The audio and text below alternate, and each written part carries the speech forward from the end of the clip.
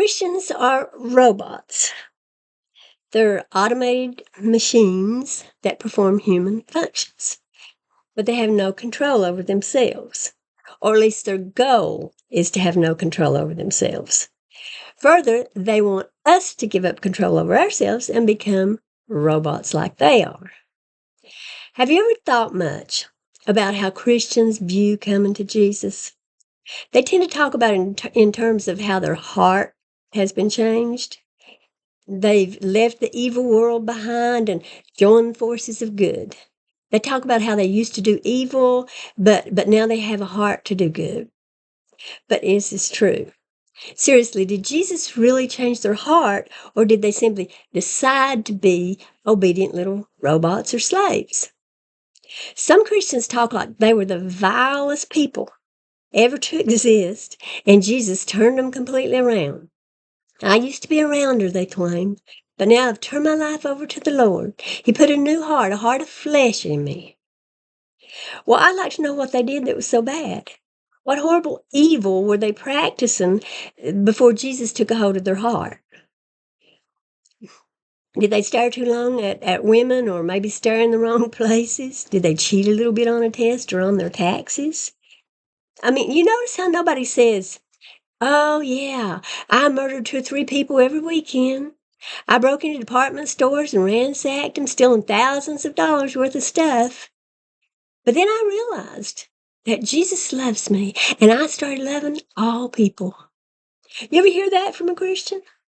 There may be one or two like that out there, but all these people talking about how Jesus changed them haven't changed at all. Sure, their behavior may have changed, some anyway. They may not stare as long at women. They may not cheat on a test or on their taxes, but they still want to. Jesus didn't take away their desire to look too long in the wrong place at a woman or the desire to cheat. They just tried to stop doing those things in order to be obedient to Jesus, in order to be his good little slave. And they didn't and don't succeed. Whatever they had a problem with before before they became a Christian, they still have that problem.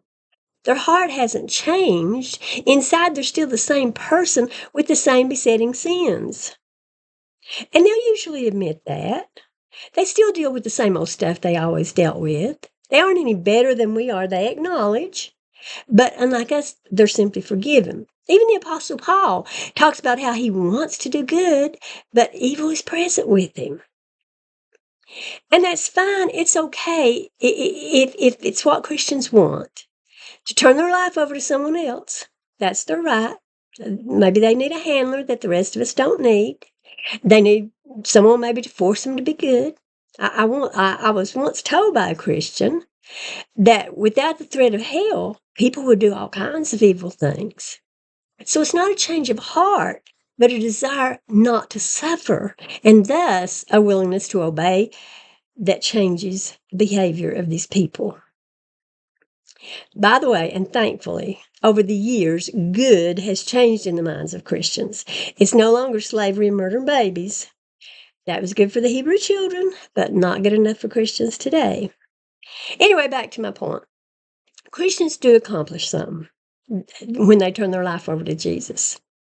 They do something one would think they would never be asked to do.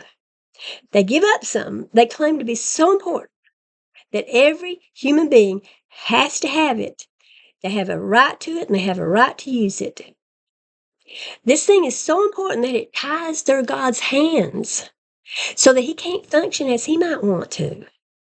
It's so important that the rest of us must never have it stolen from us.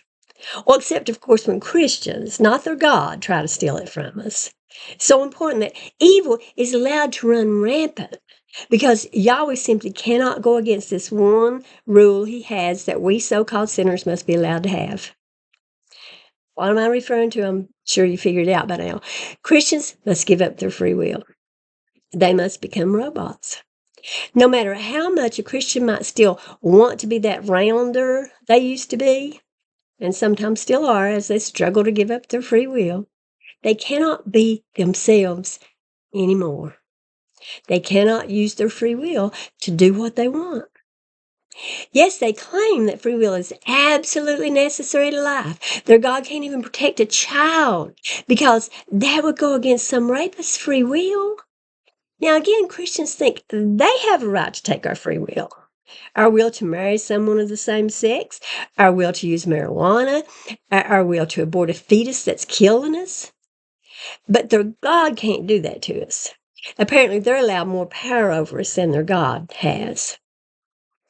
But again, Christians can't use their free will. They have to give their free will to Jesus. Their free will no longer matters. It's all of Him and none of them. And you know what else? They've given up their free will forever. They'll never get it back. They'll never get to be themselves ever again. They have no life of their own. They will never again exist in this world or in any world to come. They have become robots forever. Yes, free will seems to be the number one rule of Goddery, or Godism, or whatever you want to call it. It's granted to everybody and can't be messed with by the God of the Bible. But to please their God, Christians have to give up this precious gift. They have to say, I no longer want it. I'm giving it back. And hey, I'll try to steal it from non-Christians for you too, Yahweh.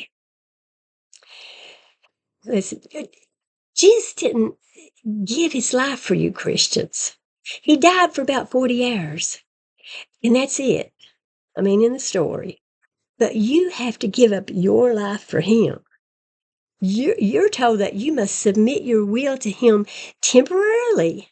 So he'll allow you to submit your will to him permanently. What, you thought you'd finally get your free will back once you get to heaven? No, my sweet naive child. He's grooming you. He's teaching you how you'll have to be when you come to live in his domain. Free will doesn't exist there. And as I've said, and you know, doesn't exist here either, not for you. Yet you think you're the free one, and the rest of us are slaves. No, you're the slave. You're the slave of Jesus. The Bible tells me so. And yes, you try to enforce your slavery on the rest of us. But we're human. And we're not robots like you are. Sorry if that offends you. Thank you all. Bye.